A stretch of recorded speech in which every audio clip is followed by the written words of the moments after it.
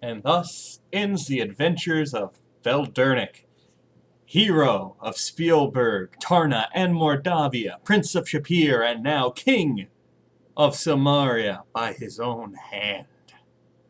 And of course, his lovely wife, the Queen, the Dark Mistress, Katrina. It's kind of an epic tale when you look over he started out as a guy who wanted to be a hero and, had to deal with curses and Baba Yaga to a guy who saved a kingdom and slew a dragon and became king. I really enjoy the Quest for Glory series.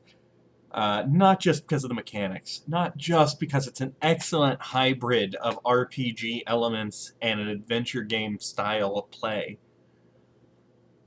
I like it for the characters, I like it for the story, I like it for the humor. It beats a problem most adventure games have, which is replayability. Most adventure games don't have a lot of replayability, because once you solve the puzzles, you know how to solve the puzzles. With different characters who encounter different situations and usually have different solutions to problems, it fixes that.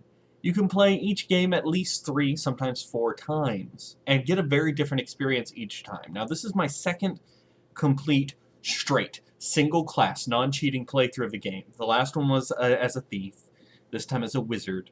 And I think in time I will do one more. I don't know if I'll do videos of it, but in time I will do one more as a paladin. Because I really don't think that you get a whole lot more out of playing a straight fighter than a paladin. There's a few differences, but mainly a paladin is fighter plus. So you get the extra stuff and the extra skills, and there's all that. I really like the series. Have I pointed that out yet? One of the things, because it's an LP and I was trying to save some time, obviously I didn't talk to everybody about everything, which is something worth doing. There's a lot of colorful characters, there's a lot of interesting dialogue, and it's really neat to play a series like this where the writers had a plan right from the very beginning. Because they had a story arc in mind. Now, they had to add in 3 because they realized they needed more space to get their story told correctly. But when they started out, they had a plan. They were starting in Spielberg, they were ending in Samaria. Here's our arc. And they had to lengthen the arc a little bit in the middle, but as you talk to characters, almost every game contains little minor references, at least, to the next place you're going to go. And all of them contain a reference to Samaria, which is kind of neat if you're looking for them, if you know that they're there. And then, of course, playing this game, you can also cross-class. Typically, whenever I played the game, I'd play as a thief wizard, because I liked having the spells, but I liked all of the thief missions, breaking into houses, and all of the elements involved in that. I want to try and make sure I cover everything, because we're putting Quest for Glory to bed. You noticed at the end of 5, I was able to save my character again. I think we can all admit there's not going to be a Quest for Glory 6. I think we can give up on that dream. As much as I would like there to be one, you could go to Punjab and save the K9s. They laid a little bit of that groundwork, but I think that one's a done deal. But what's fun is you can actually re-import your character back into 5. So you could just play 5 on a loop, building up stats and building up stats. I don't know why you'd want to do that, but you can. So that save game is not completely useless. Speaking of Quest for Glory 6, I will say Laurie and Corey Cole, the creators of the series, did go on Kickstarter like a year and a half, 2 years ago, to kickstart a game called Hero U, which is set in Silmaria, where you would be playing a neophyte to the heroing profession. And I believe they've picked Rogue because they don't have the resources at their disposal. They can't do the multi-class and everything. But who knows? Because I don't even know when the game's coming out. I don't know if they know for sure when the game's coming out. I supported it. I gave it my money. You should look into it, follow it, because these guys know how to tell a good story. They know how to make a good game. They know how to make a fun game.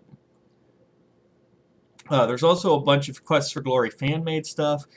You saw me play the fan-made Quest for Glory 2 VGA remake, which I really like. I think it looks really good. There's a Quest for Infamy, a Heroine's Quest, Quest for Glory 4.5, although the sense of humor in that one's a bit cruder than is general for the Quest for Glory series, but still, they're all out there. They're free. Go check them out if you want to play. If you want to get more of this, if you want to play this, I do recommend playing this series. As I recommend playing all the Sierra series. You can get this along with all the others from goodoldgames.com, GOG.com, for a fairly good price. They're already configured to just run on your computer. They run in their own little shell, so you just open the exe and run with it. You don't have to do all that stuff you sometimes have to do to make older games work on newer computers. I do intend to eventually do all of the big Sierra Quest series because I love them. And maybe after that I'll branch out into the other adventure games because there's some good ones. LucasArts did some, obviously, and then there's some other minor ones. Next, I'm going to do some movie reviews like I normally do. And then I'm going to try and work on this mystery project I want to do. Now, it's a huge undertaking. And if it works, it's going to be a while before I can do another LP. I'm actually going to do a proof of concept to see if I can prove to myself whether or not it can work at all. So, after that, the next series I intend to do is Leisure Suit Larry, which is a personal favorite of mine. Then Space Quest, Police Quest, which is a short series, lighter on the humor, but worthwhile in its own way. And then we'll finish with King's Quest, which was the one that started it all. So that's just a peek into the future of what's in store.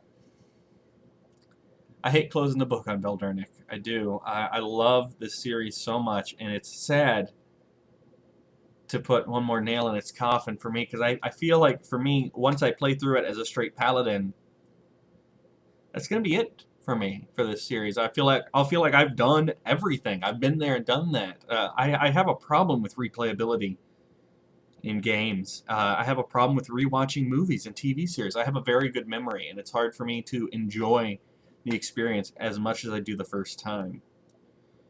So this is a little sad for me because this was like my one wizard playthrough of the entire series. But at least I got to share it with you. You know, we got to go on this adventure together. We found glory. I like to think we found glory. We became king. I don't know what that's going to do to Shapir, because, you know, we were forcibly adopted and became the Prince of Shapir, and now we're the King of Somaria. I don't know if he's going to have to abduct some other young man and be like, I'm your dad now. It's Shapir's problem. Maybe I'll combine the two kingdoms. And of course, I could have turned down the throne and chose to remain an adventurer. The points are the same either way. The story doesn't really do much because it's the end. There's not a lot of wrap-up. It doesn't say, and then the hero went on to do this, this, and this. The ending's a little short in that respect.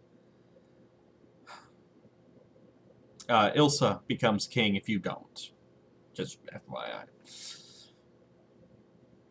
Anyway, I've dragged this out as long as I can. That's the end of Quest for Glory. Thank you for watching. I hope you enjoyed it at least half as much as I enjoyed making it, because it was a lot of fun to make. And I will be back. Sooner or later, I'll be back for Leisure Suit Larry. So, I hope to see you there.